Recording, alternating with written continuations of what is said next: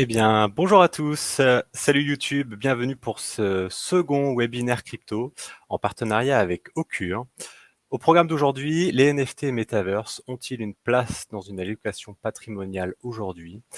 Alors pour en apprendre plus sur ces différents sujets, on va d'abord voir en revue un petit peu la technique, histoire de savoir de quoi on parle. Donc le fonctionnement des NFT et des Metaverse. Ensuite, on parlera bien sûr un petit peu des risques qui sont liés à ce genre d'investissement, quelques cas d'usage et de sociétés qui ont commencé déjà à rentrer sur ce marché. Ensuite, on verra un petit peu l'aspect macro, c'est-à-dire la consommation du web aujourd'hui versus demain. À quoi est-ce qu'on pourrait s'attendre? Quelles leçons est-ce qu'on peut tirer des précédentes innovations technologiques, que ce soit lié à Internet ou à la technologie de la blockchain? Ensuite, donc voilà, c'est exactement ce qu'on fera ici. Est-ce que c'est le bon moment de pouvoir investir aujourd'hui et comment jouer cette stratégie d'investissement? Donc, programme assez chargé pour ce midi. Je vous invite, si vous avez des questions, à les poser dans le chat directement. On pourra y répondre en fin de session ou entre-temps, si ce n'est pas des questions qui vont prendre trop de temps. Donc, n'hésitez pas à interagir. D'abord, pour bien comprendre de quoi on parle, rappel sur les différents formats de jetons. Aujourd'hui, il en existe, on va dire, 6 grandes familles que nous, on a pu mapper chez Crypto Patrimoine. Aujourd'hui, on va parler surtout des non-fungible tokens sur la technologie de la blockchain. Alors déjà, qu'est-ce que la fongibilité? Eh bien, la fongibilité, c'est le fait qu'un actif, en gros, puisse être remplacé par un autre. Alors, une pièce d'1 euro, par définition, est fongible, puisqu'il y a voilà, des centaines de millions, de milliards de pièces d'1 euro, alors potentiellement pas des milliards, hein, mais des millions, et donc je vais pouvoir les échanger, et donc je ne vais pas voir la différence. Un token non fongible va représenter donc l'unicité, un certificat d'authenticité d'un actif. Il est donc par définition unique et donc non fongible, c'est-à-dire qu'il n'existe euh, qu'en une seule version. Donc, qu'est-ce que les NFT? On vient juste un petit peu l'énoncer. Ce sont des certificats d'authenticité numérique qui vont être insérés dans la technologie de la blockchain et qui vont donc pouvoir assurer un titre de propriété et différents droits associés à un bien qui aura été digitalisé. Alors là, on a quelques exemples de NFT qui sont uniquement des représentations graphiques d'une œuvre. Vous avez par exemple les CryptoPunks, qui est dans, je pense, la deuxième plus grande collection au monde de, de NFT. Et cette image-ci, par exemple, a été vendue pour 19 millions de dollars chez Christie's en 2021. On a cette version d'Omer Pepe qui est assez, on va dire, liée à l'écosystème, à la culture geek un petit peu de tout cela, qui a été vendue pour 205 Ethers en 2018. Alors le coût de l'Ether aujourd'hui est de 2000 dollars environ, un petit peu moins. Donc vous imaginez un petit peu le prix de ce genre juste de représentation graphique. Les CryptoKitties, et puis effectivement aussi un artiste, Beeple, qui est l'un des artistes les plus cotés aujourd'hui, qui a vendu pour l'équivalent de 69 millions de dollars une œuvre chez Christie's représentant une partie de l'ensemble de ses œuvres. Aujourd'hui, tous ces NFT ne font l'objet d'aucune réglementation particulière, même si cela pourrait changer un petit peu avec le régime MiCA. Euh, D'une manière générale, aujourd'hui, il n'y a que la créativité qui va être un frein à ce que les développeurs et les créateurs peuvent construire sur ce genre de technologie. Vous avez donc l'art, typiquement, alors avec quelques grands artistes, Beeple, Murakami, que vous pouvez regarder sur Internet. Il y a aussi des artistes liés à la musique qui se sont saisis de ce genre de sujet. Snoop Dogg, Deadmau5, par exemple. Le cinéma. Alors tout ça, on verra exactement ensuite quelques cas d'usage, hein, avec Austin Catcher et Mila Kunis qui ont levé des sommes assez importantes pour réaliser des courts-métrages, par exemple. Claude Lelouch en France et Martin Scorsese à l'international. Les jeux vidéo, bien sûr. Ubisoft, Square Enix pour les citer. Tout ce qui est collectionnable, c'est ce dont on vient de parler ici, qui sont des images, tout simplement. On peut également maintenant aussi stocker des noms de domaine. On a bien entendu l'immobilier et tout ce qui est lié au metaverse, au monde virtuel, qui connaît aujourd'hui beaucoup d'innovations, que ce soit de la tokenisation immobilière, donc des actifs du monde réel qui vont être en gros, dont les droits vont être digitalisés et incorporés dans la blockchain, ou également on va dire des biens immobiliers directement décentralisés, par exemple pour pouvoir créer un bureau dans un metaverse, pour pouvoir accueillir tous ces clients internationaux d'une manière un peu plus immersive et un petit peu plus, on va dire, interactive.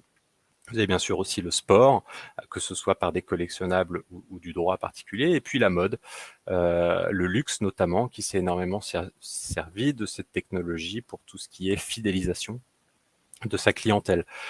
Dans le cinéma, par exemple, la manière dont ils vont pouvoir exploiter cette technologie va être justement dans la manière dont on va financer les films. Aujourd'hui, un artiste, ou en tout cas pas des artistes, mais des producteurs vont aller voir des fournisseurs, en tout cas de liquidités. Alors ça peut être des banques, des investisseurs, etc., pour pouvoir produire un film.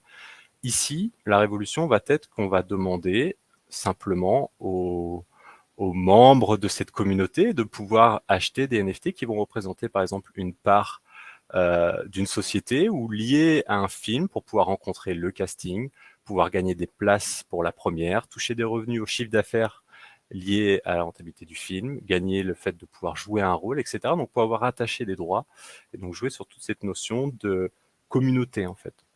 Pour la musique, eh bien par exemple, vous avez aujourd'hui des services qui permettent directement aux fans de pouvoir faire la promotion de la musique de leurs artistes et ils vont toucher des revenus pour le fait d'avoir fait cette promotion lors de partages sur des réseaux sociaux, etc.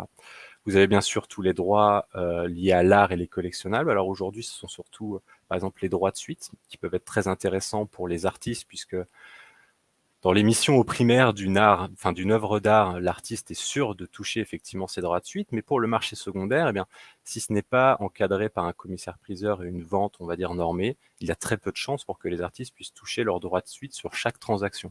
La technologie de la blockchain, elle, permet de manière complètement automatisée pour chaque artiste de pouvoir toucher ses droits liés à la création de son œuvre.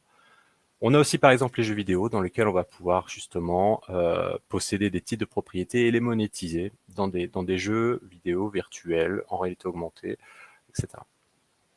Qu'est-ce qui explique ce boom aujourd'hui? On a d'abord, en termes de chiffres, une explosion assez fulgurante du marché des NFT en 2021, avec simplement un volume d'échangés de plus 21 000% comparé à 2020, et des profits totaux qui sont passés de 12 millions de dollars en 2020 à 5 milliards 500 000.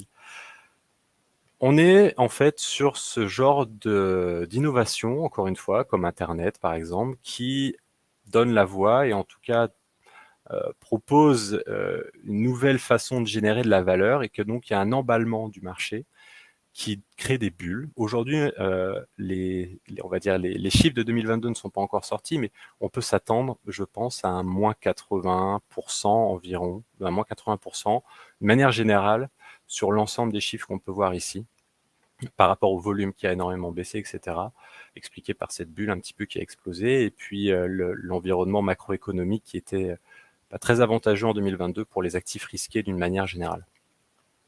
Qu'est-ce qui marche le plus dans toutes ces catégories de NFT? Bien sûr, alors en termes de volume total, on peut voir bien sûr ce sont tout ce qui est collectionnable, donc toutes les, on va dire, œuvres d'art digitalisées. Ensuite, ce sont les jeux vidéo. Pardon, alors les collectionnables qui sont justement l'ensemble de NFT qui vont représenter des collections, et puis vous avez l'art, pardon, à côté, hein, qui est un petit peu différent, où là on va plutôt avoir des artistes. Ici, les collectionnables vont peut-être par exemple être générés par ordinateur. Une collection de 10 000, par exemple, images qui vont être faites, fabriquées par ordinateur. Tous ces NFT aujourd'hui comportent pas mal de risques. Le premier fiscal, aujourd'hui le régime français de la loi de finances 2022 ne prévoit pas, en tout cas ne considère pas les NFT comme on considère des actifs numériques tels que Bitcoin, etc., etc. La première problématique que vous allez avoir, c'est la valorisation des NFT en cas de revente. Le calcul de la plus-value n'est pas évident, à savoir est-ce que je prends aujourd'hui le prix plancher, est-ce que je prends mon prix d'acquisition, le prix de vente, etc. En tout cas, cela pose quelques problématiques.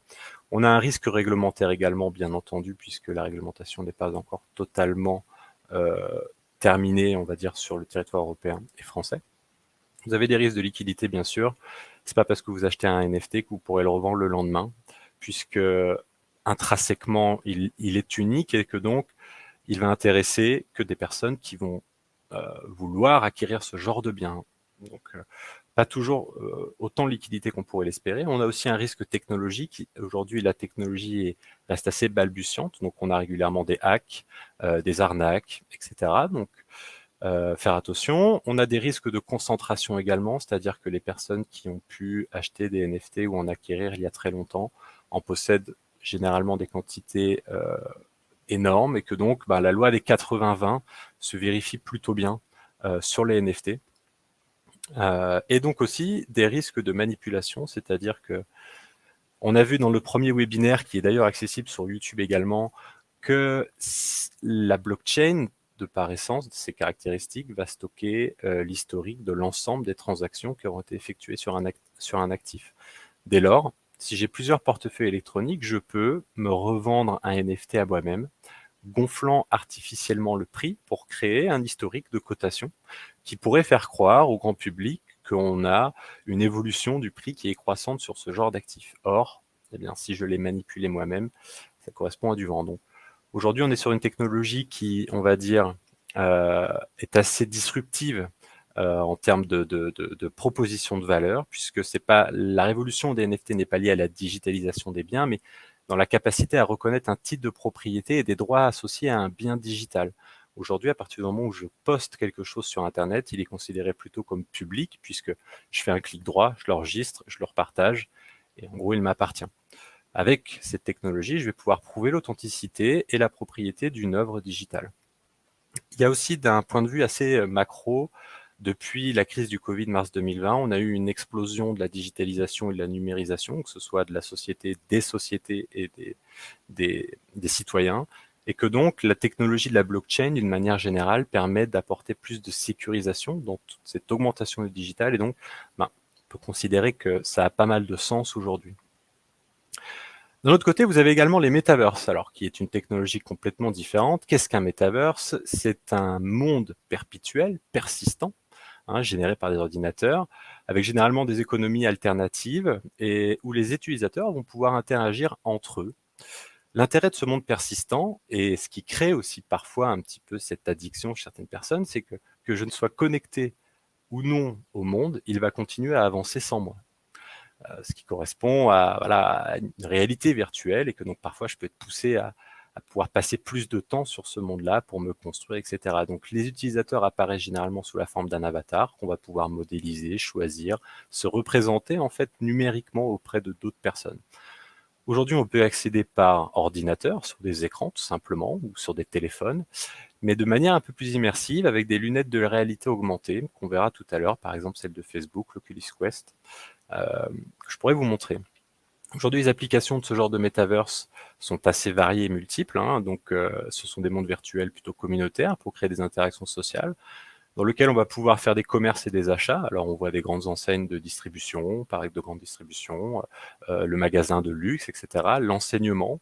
Imaginez qu'un professeur d'une grande université puisse donner un cours en réalité augmentée à des étudiants de partout dans le monde, pour des frais réduits, par exemple. Il y a énormément d'attentes au niveau de l'enseignement, par exemple, sur cette technologie pour permettre, par exemple, aux étudiants des pays en voie de développement de pouvoir participer à des cours de grandes études qu'ils ne pourraient généralement pas faire s'ils devaient prendre l'avion et y participer physiquement.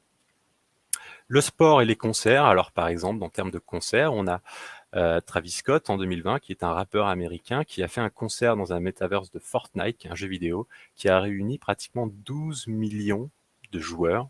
Alors c'était gratuit, mais imaginez que l'artiste puisse facturer 1 ou 2 euros pour un concert virtuel. Faut imaginer un petit peu ce que ça peut générer pour lui, en sachant que vous avez en fin de compte une salle de concert virtuelle. Donc potentiellement moins de techniciens, le jeu de lumière qui est déjà fait, enfin bref, des économies d'échelle, de coûts, de charges assez importantes également.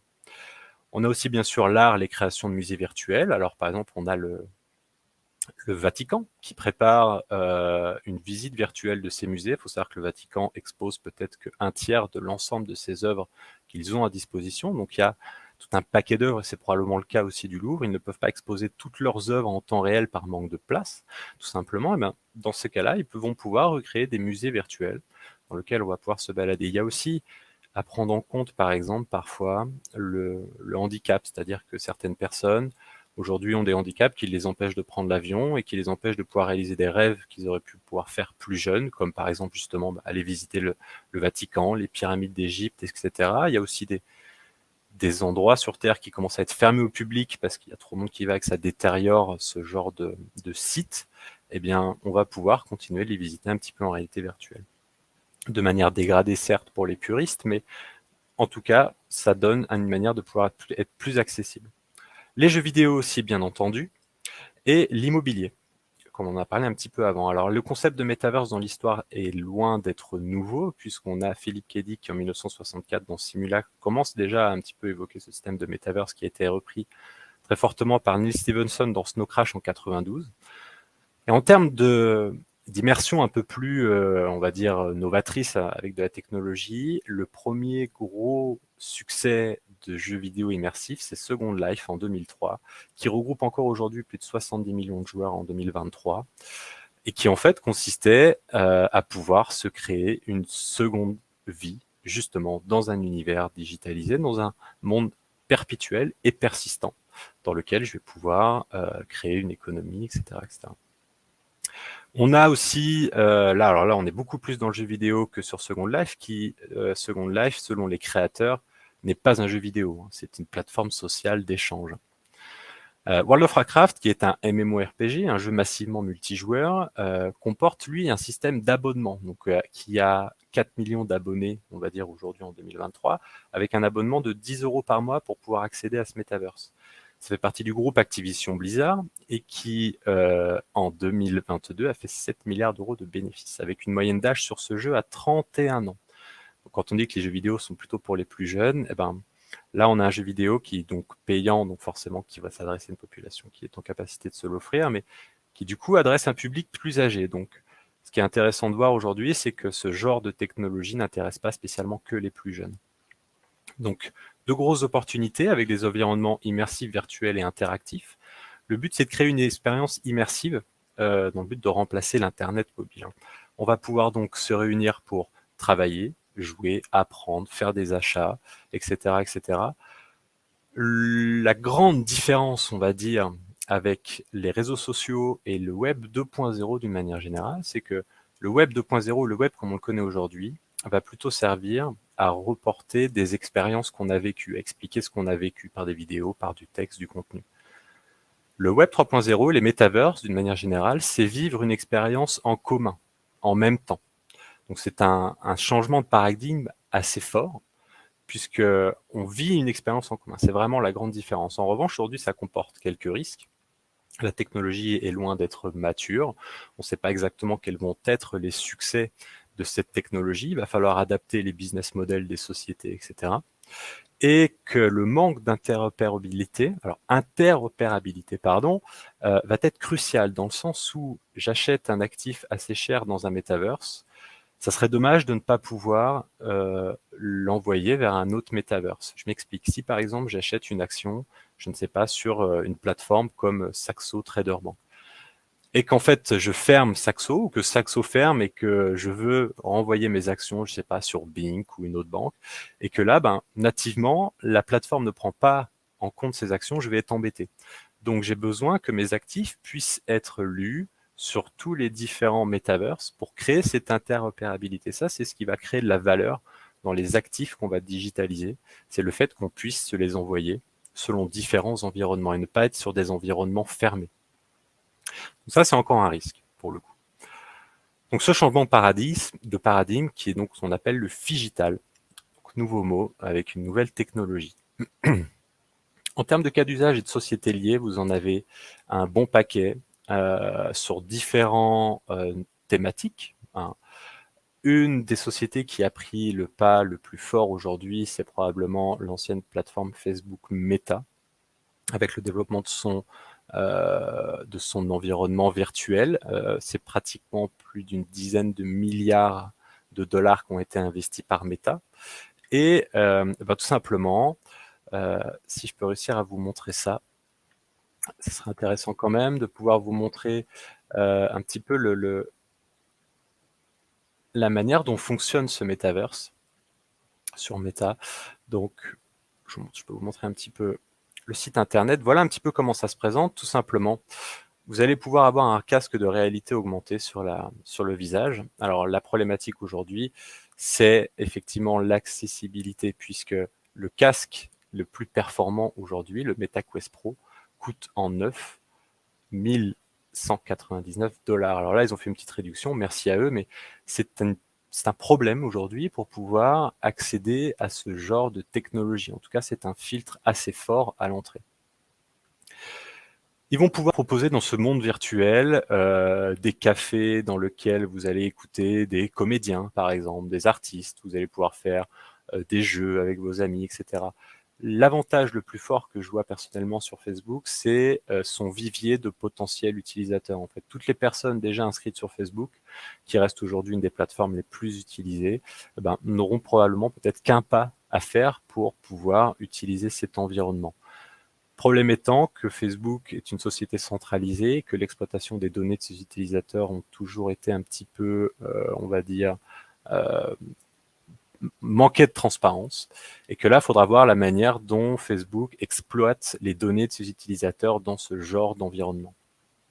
Donc, la technologie aujourd'hui, elle évolue très très vite. Donc, pour un investisseur, comment se positionner sur ce genre de secteur?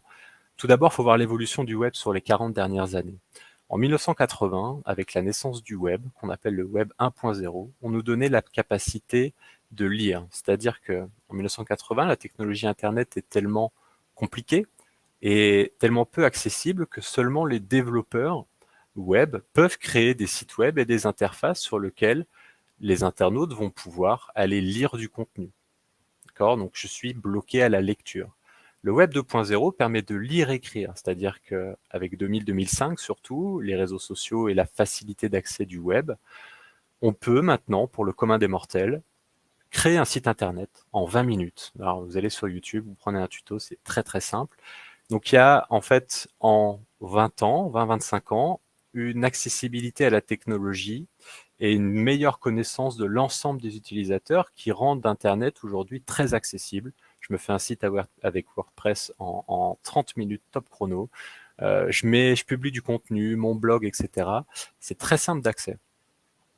Le Web 3, c'est ce qui est proposé par la technologie de la blockchain avec cette nouvelle révolution qui est donc toujours de lire-écrire, mais aussi de posséder grâce au NFT typiquement. Donc, je vais pouvoir prouver l'appartenance d'un bien digital en plus de pouvoir créer du contenu, etc. On a aussi le Web 4, sorti un petit peu avant le Web 3. Alors bon, tout ça, c'est que du marketing, hein, ces noms-là. Voilà, faut considérer ça comme des technologies, hein. Le Web 4, c'est the Internet of Things, c'est tous les objets connectés. C'est très intéressant dans le cas où je vais pouvoir faire rentrer de la donnée du monde physique, de la donnée du monde externe, dans le web 3.0 et 2.0. Donc c'est comment connecter le monde physique à ce monde digital et vice-versa, puisque je vais pouvoir aussi faire sortir de la donnée. Et l'ensemble de toutes ces innovations en termes de web pourrait créer ce qu'on appelle le web 5. Alors aujourd'hui, on est là. Ce n'est peut-être pas la direction qu'on prend aujourd'hui. Le web 5, c'est de se dire que ce sera la combinaison des différentes grandes inventions liées à Internet qui permettra d'avoir un web basé sur énormément de données, basé sur des données en temps réel également, de consommation du web. En fait, pour bien comprendre à quoi cela pourrait servir, il faut se dire que, par exemple, prendre un exemple concret, dans le cas du Covid, probablement ce qui a fait que les laboratoires ont pu trouver des vaccins en un an et les produire à grande échelle assez rapidement, ça a été le partage des données entre les laboratoires qui ont, par certains États, été rendus obligatoires. Et que généralement, d'une manière statistique, la clé de pouvoir trouver des résultats les plus proches de la vérité, ça va être la quantité de données, la quantité de statistiques. Et c'est clé pour pouvoir prendre des décisions en lien avec la population, en fait. Donc, la blockchain, le cas d'usage, c'est ça. C'est-à-dire, la blockchain pourrait anonymiser, pseudonymiser les données et les sécuriser. C'est-à-dire que toutes mes données que je possède sur le web, je peux les rendre publiques pour qu'elles soient exploitables, mais elles ne sont pas rattachées à mon nom. Elles seront anonymisées ou pseudonymisées, ce qui veut permettre, par exemple, aux États ou aux sociétés de pouvoir exploiter l'ensemble des données des habitants de la Terre pour pouvoir prendre des décisions qui soient réellement représentatives de ce qui se passe dans le monde et qui, pour le coup, pourraient être très bénéfiques. Alors, malheureusement, ce n'est pas la direction qu'on prend avec l'Europe, puisque la tendance est plutôt à la protection des données et au fait que chaque personne détienne ses propres données. On verra dans quel sens on va. En tout cas, ça pourra donner des choses assez intéressantes, puisque cette technologie de Web 5 va plutôt cumuler l'ensemble des dernières grandes inventions liées à Internet. Donc on a bien sûr la blockchain, hein, cette technologie de registre décentralisé. Je vous invite à retourner voir la première vidéo sur YouTube que nous avons fait avec Occur pour voir un petit peu plus comment fonctionne cette technologie. On a les métaverses qui vont pouvoir proposer des expériences d'immersion digitale. On a Big Data qui est donc cette activité de gestion de toutes ces données et d'analyse de toutes ces données. On a les objets connectés, que ce soit des classiques ou des oracles dans la blockchain, et puis l'intelligence artificielle. Selon les différents modes de développement de ces intelligences artificielles, le deep learning, le machine learning, aujourd'hui il y en a bien d'autres. Mais il faut imaginer en fait les combinaisons de ces différentes inventions et ce que ça va pouvoir donner comme technologie intelligente en fait et autogérée. Et donc par exemple, si on regarde déjà un petit peu plus en détail la combinaison des metaverses et de la blockchain, aujourd'hui c'est assez à la marge, hein, il n'y a que très peu d'univers et il faut considérer ça comme de l'expérimental. Tout ce qui est lié aujourd'hui à tout ça, ça reste des tests, c'est de l'expérience, on apprend, on essaye de trouver des cas d'usage, de la génération de valeur. Et aujourd'hui, très clairement, c'est ce qui manque. C'est-à-dire que l'adoption va se faire par l'ajout de nouveaux services plutôt que par le fun ou par une technologie incroyable. Une technologie incroyable n'est pas suffisante si l'usage qu'on peut en faire ne génère pas de la valeur. Donc aujourd'hui, par exemple, parler de la blockchain comme quelque chose d'exceptionnel, c'est comme si quand je vous vendais une application sur mon téléphone, je vous vendais Internet. En fait, on s'en fout un petit peu d'Internet. Ce qu'on veut savoir, c'est qu'est-ce que nous apporte l'application. Ben là, ça va être pareil. On s'en fiche un petit peu de que ce soit des metaverses, que ce soit de la blockchain, de l'intelligence artificielle. Ça ne nous intéresse pas vraiment. Ce qu'on veut vraiment savoir, c'est qu'est-ce que ça va créer comme valeur ajoutée pour l'utilisateur.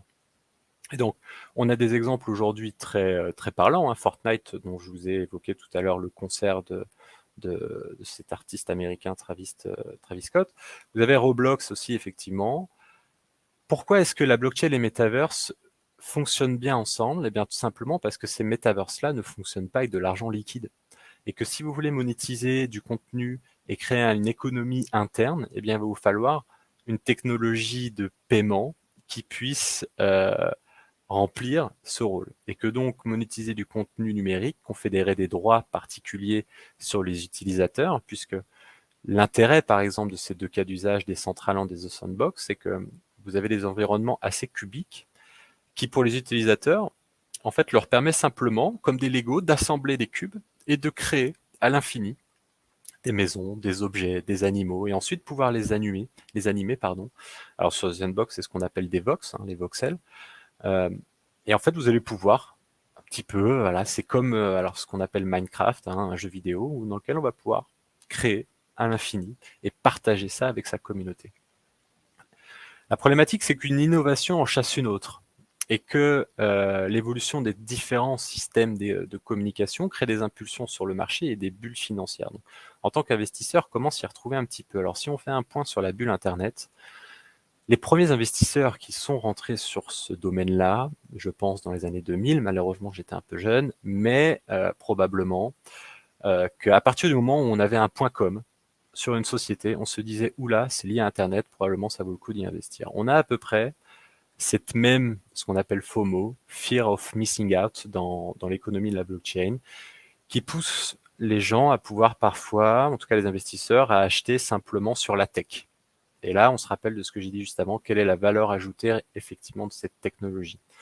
Donc la bulle Internet, probablement que si vous aviez en portefeuille du Wanadu, du AOL, du Liberty Surf, etc., aujourd'hui, vous n'avez pas gagné beaucoup d'argent. En revanche, si vous étiez bien diversifié et que vous aviez par exemple également du Apple, du Microsoft et d'autres sociétés qui aujourd'hui façonnent un petit peu le Web 2.0, là pour le coup, vous avez pu atterrir sur des performances assez intéressantes.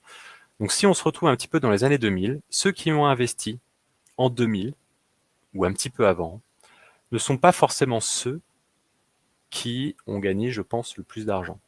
Puisque la technologie aujourd'hui et les GAFAM sont apparus après. Alors plutôt 2005, alors hormis pour Microsoft, Apple, etc. Mais comme quoi, en fin de compte, le but de cette slide-là, c'est de se dire qu'il ne faut pas y aller trop tôt. Donc en fait, quand est-ce qu'il faut y aller? Si on compare ça un petit peu à la technologie de la blockchain, on a eu ce même genre de bulle.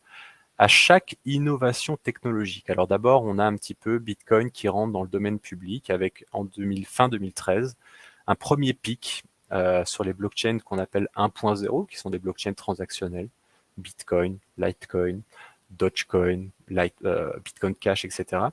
Avec Bitcoin qui, en l'espace de quelques semaines, fait plus 887%. Ça va retomber ensuite un petit peu, comme toujours, comme un soufflet pendant environ un an, pour ensuite reprendre une reprise début 2017 grâce à une nouvelle innovation qui est celle des smart contracts, qui est à l'origine des NFT aujourd'hui.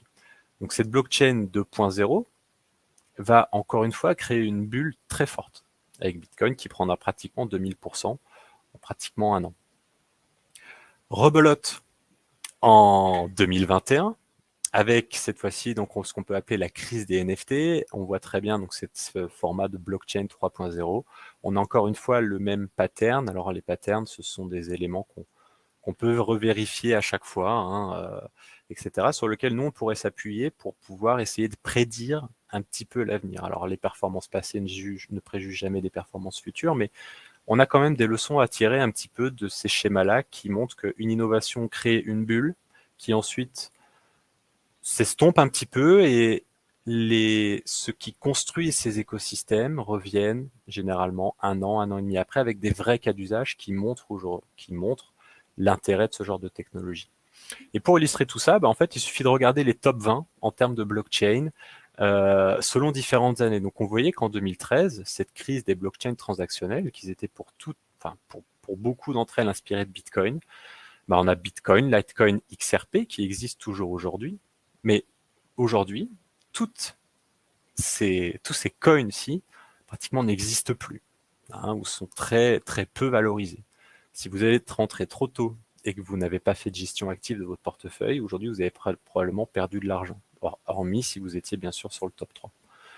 2017, on a un tableau qui a complètement changé, grâce justement à ces innovations technologiques. 2020, encore quelques changements, et encore une fois aujourd'hui. L'idée, c'est quoi? C'est de se dire que, comme la technologie en chasse une autre, il y a plusieurs trains qui partent régulièrement des gares pour pouvoir se positionner sur ce secteur. L'intérêt de la diversification, elle est assez forte ici, puisque si vous ne déléguez pas la gestion, on va dire, pour avoir une gestion diversifiée, vous allez devoir suivre vos investissements et suivre un petit peu l'évolution de cette technologie. Ce qu'on peut voir en revanche, c'est que s'il y en a bien une qui est restée dans le top 1 depuis sa création, c'est Bitcoin. Pourquoi? Bitcoin, c'est pas expérimental pour le coup. Bitcoin, c'est un cas d'usage. Ça sert à remplir un rôle d'une alternative à un système monétaire, d'une génération, on va dire en tout cas, d'une réserve de valeur et d'une unité de compte. Le rôle de Bitcoin, il est assez défini et il ne bougera pas pour toutes les prochaines années qui viennent, les dizaines d'années qui viennent. Tout le reste, en fait, il faut pouvoir le considérer comme de l'expérimental. Donc des évolutions qui font que, par exemple, Ethereum, qui a beau être placé en deuxième position, va pouvoir traiter peut-être, je sais pas, 100 fois moins de transactions à la seconde que Solana.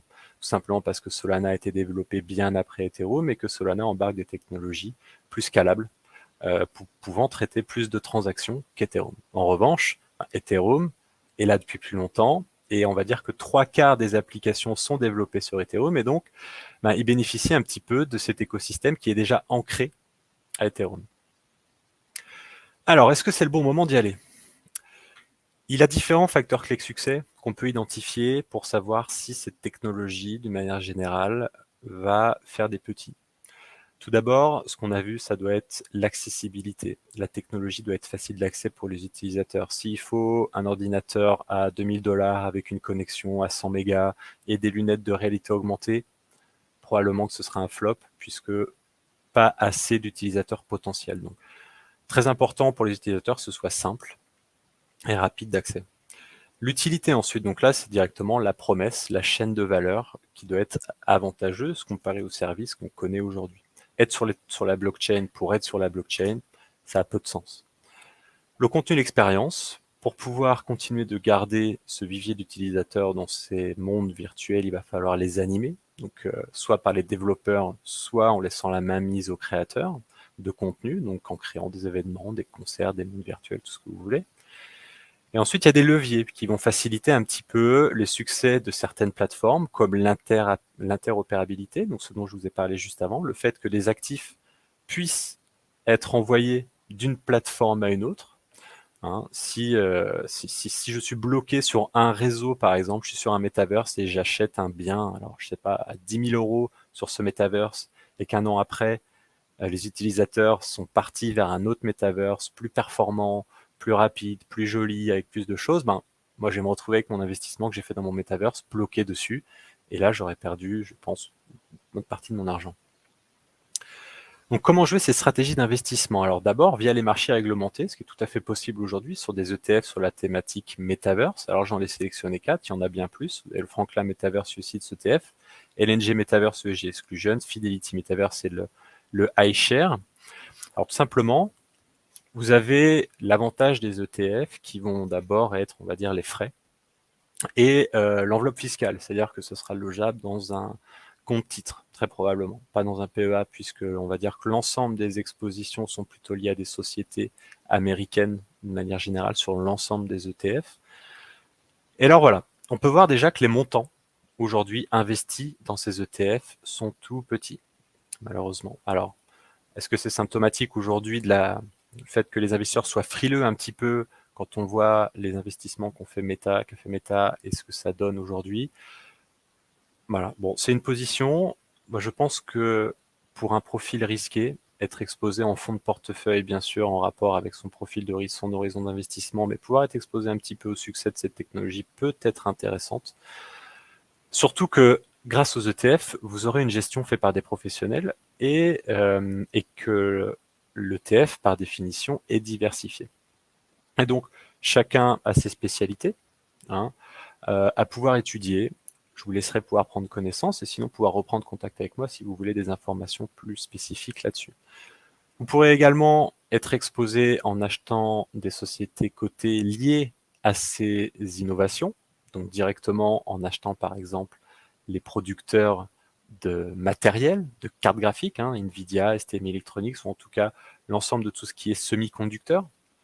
Vous avez ensuite les plus gros, hein, Meta, Alphabet, Microsoft, sur lesquels vous pourrez être exposé.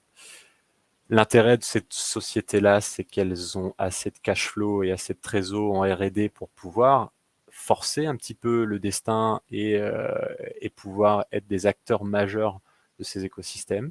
Et ensuite, vous avez les pure players, les natives, Roblox et tout, voilà, les Tech2 Interactive, l'ensemble des sociétés qui, elles, sont nées dans cet écosystème et sont vouées à y rester. Vous pouvez aussi également on peut également s'exposer à cet écosystème en investissant dans les actifs numériques, donc directement via la blockchain, soit par des plateformes d'échange centralisées, soit par la finance décentralisée. On a plusieurs solutions également, soit c'est acheter les tokens de ces plateformes en direct, donc celles que j'ai citées par exemple juste avant, donc vous en avez plusieurs, Decentraland, The Sandbox, Somnium Space, etc. La problématique ici est qu'en achetant ces tokens, vous serez exposé au succès uniquement de ces plateformes. En revanche, par contre, The Sandbox a été développé sur l'écosystème Ethereum. Donc si j'achète Ethereum, je vais être exposé à l'ensemble des metaverses qui seront développés sur Ethereum. Pour le coup, on peut donc se dire que Ethereum, quand on investit sur cet actif numérique, on va être un petit peu déjà diversifié en termes de succès sur l'ensemble des actifs, des cryptoactifs qui vont être développés sur ce réseau. Vous avez également Solana, Polygon, etc. qui en font un petit peu d'autres. Ensuite, vous avez d'autres technologies, alors on va dire ici, qui sont plutôt sur des small caps de tout cela. Donc Somnium Space, Ultra, qui vise à être le prochain Steam. Donc, Steam, c'est une des plateformes de jeux vidéo les plus utilisées au monde, qui d'ailleurs utilise déjà la monétisation de certains jeux en dehors de la blockchain. Hein. Je rappelle qu'on n'a pas spécialement, on n'a pas obligatoirement besoin d'utiliser la blockchain pour monétiser des actifs digitaux, mais ça les rend plus pratiques en tout cas. Donc en conclusion, aujourd'hui on a une adoption assez forte et grandissante du nombre d'utilisateurs d'actifs numériques et d'une manière générale de la blockchain, etc.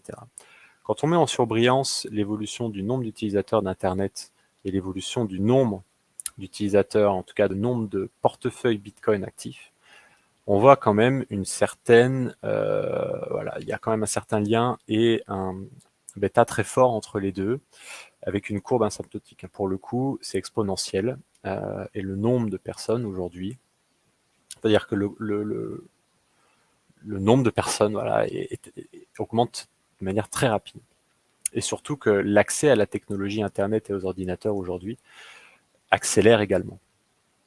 Donc, il y a d'abord une évolution de la consommation du web qui est, un élément très fort de cette nouvelle thématique d'investissement, on va dire.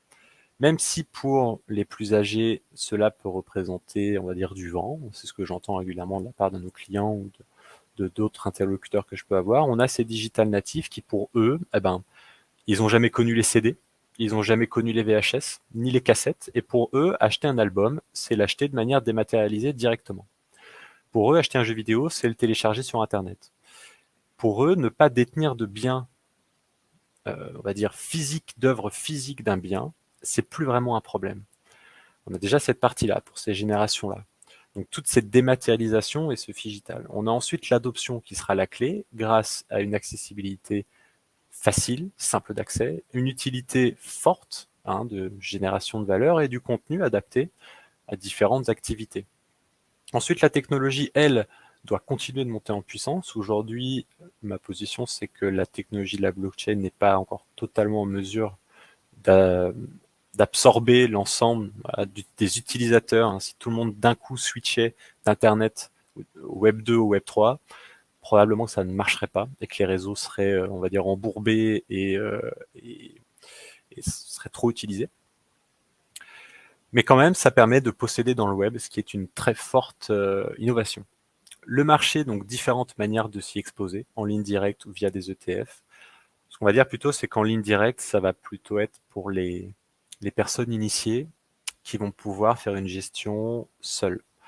Via des ETF pour les personnes qui, pour le coup, préfèrent déléguer un petit peu cette partie-là. Tout cela, bien sûr, se fait en fonction de vos connaissances et de votre profil de risque personnel et de votre capacité d'épargne. Bien entendu, on investit toujours ce qu'on peut se permettre de perdre quand on investit sur ce genre d'actifs. La diversification probablement sera la clé, ainsi que l'horizon d'investissement.